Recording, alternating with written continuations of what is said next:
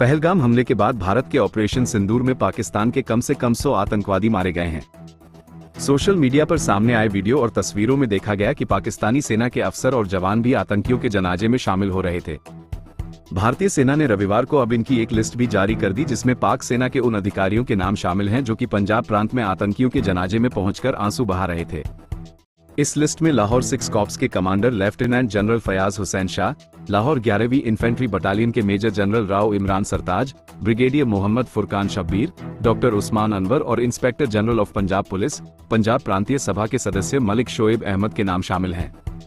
पहलगाम हमले के बाद भारत की सख्त कार्रवाई ने पाकिस्तान को दुनिया के सामने बेनकाब करके रख दिया। Intent to deduce and identify the exact vector that was required for their neutralization, as also the eyes in the sky that we would send up to ensure that we brought back evidence that we had indeed targeted what we set out to. The precise images of these engagements on that fateful and historical night have already been showcased during the first press statement on the 7th of May that was helmed by our Foreign Secretary.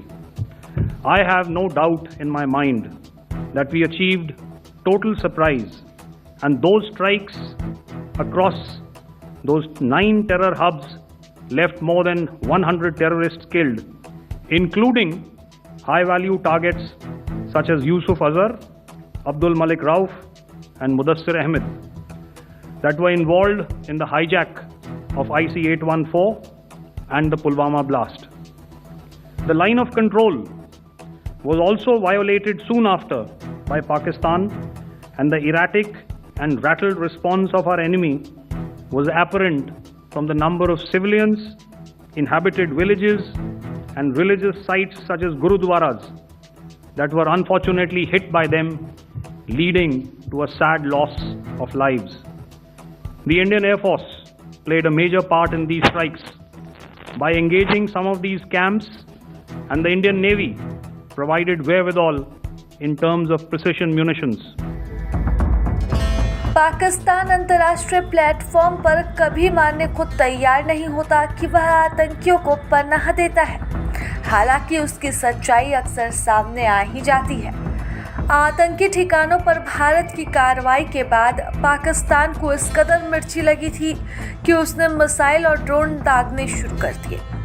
Bharat ने जब जवाबी कार्रवाई शुरू की तो वह 2 दिनों में ही पस्त हो गया और सीज फायर की गुहार लगाने लगा।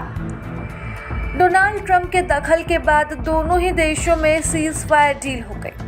आतंकियों के मारे जाने के बाद लश्कर-ए-तैयबा के हाफिज अब्दुल रऊफ को भी शोक मनाते हुए देखा गया।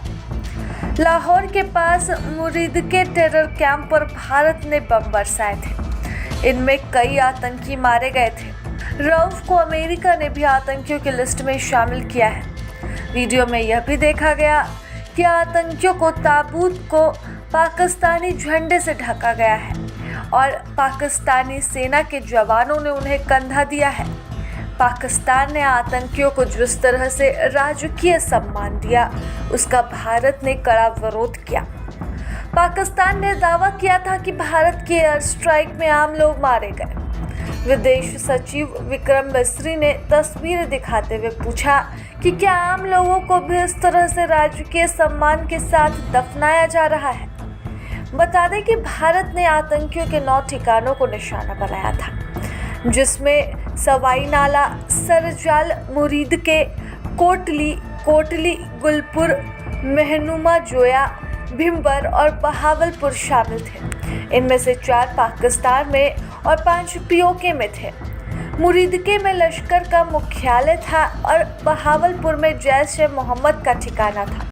अगर आपको हमारे चैनल की वीडियो पसंद आए तो चैनल को लाइक और सब्सक्राइब करना न भूलें। वीडियो को अंत तक देखने के लिए आपका धन्यवाद।